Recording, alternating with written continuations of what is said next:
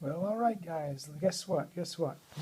It has a blue light there, and it took me 2 days to figure this out.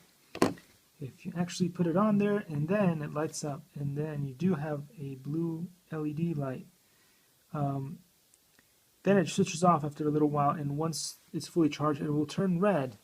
I don't know if the previous one that I opened up was having a malfunction with the LED light or what, but this was not the result I was getting in the beginning, so I don't know. I don't know what to say. I don't know what to say. So I've been messing around with this long enough, and it seems that now you get the blue light. You just have to, not this time.